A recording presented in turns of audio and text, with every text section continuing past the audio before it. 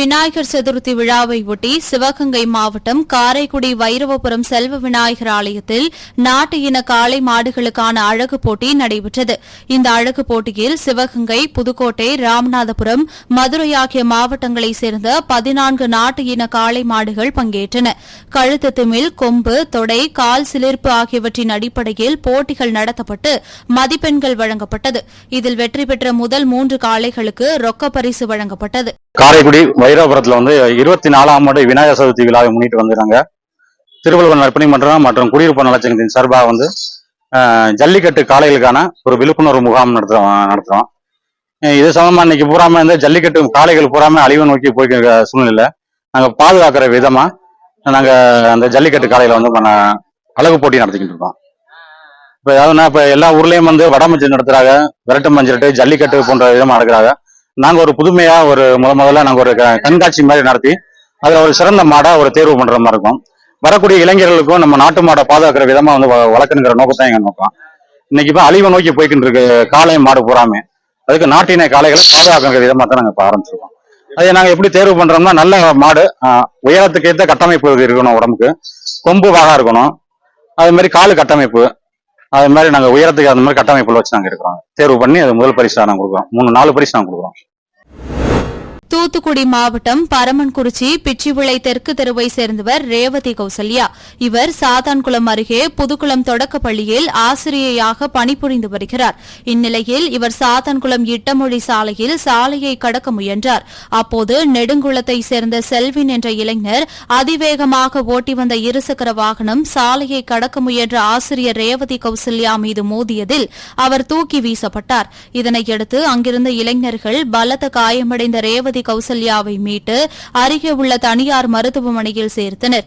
தொடர்ந்து அவர் முதலுதவி சிகிச்சைக்கு பின் நெல்லை தனியார் மருத்துவமனையில் அனுமதிக்கப்பட்டு சிகிச்சை பெற்று வருகிறார். இந்த விபத்தை நேரில் கண்ட ரேவதியின் அக்கா வட்டாட்சியர் ரதிகலா திடீரென சாலையோரத்தில் மயக்கம் போட்டு விழுந்தார். தொடர்ந்து அவருக்கு முதலுதவி சிகிச்சை அளிக்கப்பட்டது. இதுகுறித்து ஆசிரியர் ரேவதியின் கணவர் செல்வகுமார் சாத்தான்குளம் காவல் நிலையத்தில் அளித்த புகாரின் பேரில் போலீசார் வழக்கு பதிவு செய்து செல்வினை தேடி வருகின்றனர்.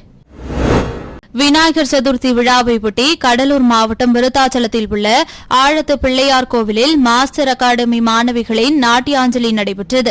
இந்த நாட்டியாஞ்சலியில் விநாயகரின் பெருமைகளை போற்றும் வகையில் சிவன், பார்வதி, விநாயகர், முருகன், கண்ணன் உள்ளிட்ட சுவாமிகளின் பாடல்களுக்கு நாட்டியாஞ்சலி மாணவிகள் ஏற்றாற்போல் நயம் பிடித்து ஆடிய பரதநாட்டியம் காண்போரை வியக்க வைத்தது. பின்னர் சிறப்பாக நடனமாடிய மாணவிகளுக்கு விருத்தாச்சலம் சிட்டி யூனியன் வங்கி மேலாளர் பாலா பரிசுகள் வழங்கி பாராட்டினார். விருத்தாச்சலம் மிருதகிரீஸ்வரர் ஆலயத்தில் கடந்த 11 வருடமாக விநாயகருக்கு நாட்டியாஞ்சலி விழா எடுத்துக் கொண்டிருக்கிறோம். அந்த வகையில் இன்றைய விழா வெகு சிறப்பாக நடைபெற்றது. விநாயகருக்காக மாணவிகள் நடனமாடி விநாயகரை போற்றி பாடி புகழ்ந்து பக்தர்களை மெய்மறக்க செய்துள்ளனர். இந்த விநாயகர் சதுர்த்தி மிகப்பெரிய வெற்றி விழாவாக இன்று மிருதகிரீஸ்வரர் ஆலயத்தில் நடைபெற்றது என்பதை மிகுந்த மகிழ்வுடன் தெரிவித்துக் கொள்கிறேன். செங்கல்பட்டு மாவட்டம் மற்றும் அதன் சுற்றுவட்டார பகுதியான பழைய பேருந்து நிலையம், புலிப்பாக்கம், திம்மாவரம், பரனூர், மகேந்திரா சிட்டி, வீராபுரம் உள்ளிட்ட பகுதிகளில் 1 மணி நேரத்திற்கும் மேலாக சூறாவளி காற்றுடன் கூடிய சாரல் மழை பெய்தது. இதனால் குளிர்ச்சியான சூழல் நிலவியதால் பொதுமக்கள் மகிழ்ச்சியடைந்துள்ளனர். திண்டுக்கல் மாவட்டம் கொடைக்கானலுக்கு வார விடுமுறையான இன்று பல்வேறு பகுதிகளிலிருந்து ஏராளமான சுற்றுலா பயணிகள் வந்திருந்தனர். இந்நிலையில் தூத்துக்குடியிலிருந்து கொடைக்கானலுக்கு சுற்றுலா வந்த வேன் ஒன்று ஓட்டுநரின் கட்டுப்பாட்டை இழந்து இறக்கத்தில் வரிசையாக நிறுத்தப்பட்டிருந்த 10க்கும் மேற்பட்ட வாகனங்களை இடித்து தள்ளியது. இதில் பைன் மரக்காடுகள் பகுதியில் இறங்கி நின்றிருந்த 5க்கும் மேற்பட்ட சுற்றுலா பயணிகள் படுகாயமடைந்தனர். முக்கிய சுற்றுலா தலமாக உள்ள இந்த பகுதியில் 1 வருடத்திற்கு பிறகு மீண்டும் அதே பகுதியில் விபத்து ஏற்பட்டிருப்பது பரபரப்பை ஏற்படுத்தியுள்ளது. இந்நிலையில் கொடைக்கானல் அரசு மருத்துவமனையில் சிகிச்சை பெற்று வரும் சுற்றுலா பயணிகளை கொடைக்கானல் நகரமன்ற தலைவர் மற்றும் துணைத் தலைவர் பார்வையிட்டனர். விநாயகர் சதுர்த்தியை ஒட்டி திருப்பூர் மாநகர காவல் ஆணையர் லட்சுமி உத்தரவின் பேரில் மாநகர காவல்துறையின் வெடிகுண்டு நிபுணர்கள் திருப்பூர் பழைய பேருந்து நிலையத்தில் பயணிகளின் உடைமைகள் மற்றும் வாகனங்களை சோதனை செய்தனர். மேலும் புதிய பேருந்து நிலையம், கோவில்வழி பேருந்து நிலையம் மற்றும் பொதுமக்கள் அதிகம் கூடக்கூடிய இடங்களிலும் வெடிகுண்டு நிபுணர்கள் சோதனையில் ஈடுபட்டு வருகின்றனர். மேலும் விநாயகர் ஊர்வலம் முடியும் வரை இத்தகைய சோதனை நடைபெறும் என மாநகர காவல்துறை சார்பில் தெரிவிக்கப்பட்டுள்ளது.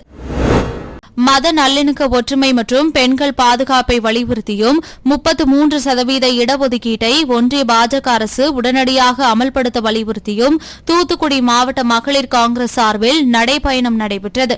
இந்த நடைபயணத்தில் தமிழ்நாடு மகளிர் காங்கிரஸ் தலைவி சையத் ஹசீனா கலந்து கொண்டார்.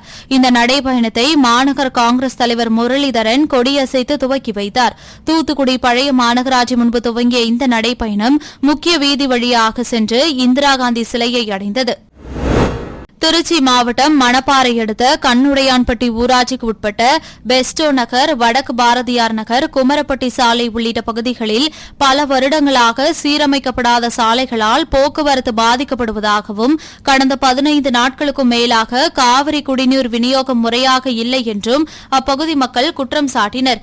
மேலும் காலி குடங்களுடன் அப்பகுதி மக்கள் குமாரப்பட்டி சாலையில் அமர்ந்து மறியலில் ஈடுபட்டனர். சுமார் 1 மணி நேரத்திற்கு மேலாக நீடித்த சாலை மறியலால் அப்பகுதியில் போக்குவரத்து பாதிக்கப்பட்டது. இதுகுறித்து தகவல் அறிந்து நிகழ்விடத்திற்கு வந்த ஊராட்சி செயலாளர் சந்திரசேகர் மற்றும் வார்டு உறுப்பினர் விஜயகுமார் ஆகியோர் மறியலில் ஈடுபட்ட பொதுமக்களிடம் பேச்சுவார்த்தை நடத்தி விரைந்து முறையான குடிநீர் விநியோகம் செய்து தருவதாகவும் சாலை வசதிகளை செய்து தருவதாகவும் உறுதியளித்ததை அடுத்து பொதுமக்கள் கலைந்து சென்றனர். சென்னை குன்றத்தூர் அடுத்த சிறுகளத்தூர் சரஸ்வதி நகர் பிரதான சாலையில் நேற்று முன்தினம் இரவு குன்றத்தூர் போலீசார் வாகன சோதனையில் ஈடுபட்டுக் கொண்டிருந்தனர். அப்போது அவ்வழியாக வந்த இருசக்கர வாகனத்தை போலீசார் மடக்கி விசாரித்தபோது வாகனத்தில் வந்த 3 பேர் முன்னுக்கு பின் முரணாக பதில் அளித்தனர். இதனால் சந்தேகமடைந்த போலீசார் அவர்கள் வைத்திருந்த பையை திறந்து பார்த்தபோது அதில் உரிய ஆவணமில்லாமல் 145 செல்போன்கள் இருந்தது தெரியவந்தது. இதையடுத்து 3 பேரையும் போலீசார் பிடித்து விசாரணை நடத்தியதில் பிடிபட்டவர்கள் கிருஷ்ணகிரி மாவட்டம் ஒசூரை சேர்ந்த ராஜேஷ், ஆந்திர மாநிலத்தை சேர்ந்த ராஜா மற்றும் வினய்குமார் என்பதும் செல்போன்கள் அனைத்தும் ஆந்திரா, கர்நாடகா உள்ளிட்ட மாநிலங்களிலிருந்து கொண்டுவரப்பட்டது என்பதும் தெரியவந்தது. இதையடுத்து அவர்களை கைது செய்த போலீசார் இந்த செல்போன்கள் திருட்டு செல்போன்களா என்ற கோணத்தில் விசாரணை மேற்கொண்டு வருகின்றனர். சென்னை பூந்தமல்லி மற்றும் அதனை சுற்றியுள்ள பகுதிகளில் உள்ள வீடுகள் மற்றும் தொழிற்சாலைகளில் சேகரிக்கப்படும் நீரை லாரிகள் மூலம் எடுக்கப்பட்டு வெளியேற்றப்பட்டு வருகிறது. இந்நிலையில் லாரிகள் மூலம் சேகரிக்கப்படும் கழிவு நீரை கோயம்பேடு மற்றும் திருமழிசையில் உள்ள கழிவுநீர் சுத்திகரிப்பு நிலையத்திற்கு கொண்டு சென்றுவிட வேண்டும் எனவும் சட்டவிரோதமாக மழைநீர் கால்வாய் மற்றும் திறந்தவெளி பகுதிகளில் அகற்றக்கூடாது என லாரி உரிமையாளர்களுக்கு ஏற்கனவே அறிவுறுத்தப்பட்டிருந்தது. இந்த நிலையில் சிலர் விதிமுறைகளை மீறி லாரிகளில் எடுத்து செல்லப்படும் கழிவு நீரை பூந்தமல்லி நெடுஞ்சாலையில் உள்ள மழைநீர் கால்வாயில் விடுவதாக வந்த தொடர் புகாரை அடுத்து பூந்தமல்லி வட்டாட்சியர் கோவிந்தராஜ் தலைமையில் சென்ற வருவாய்த்துறை அதிகாரிகள் சட்டவிரோதமாக கழிவுநீரை வெளியேற்றிய 2 கழிவுநீர் லாரிகளை பறிமுதல் செய்து பூந்தமல்லி போலீசாரிடம் ஒப்படைத்தனர்.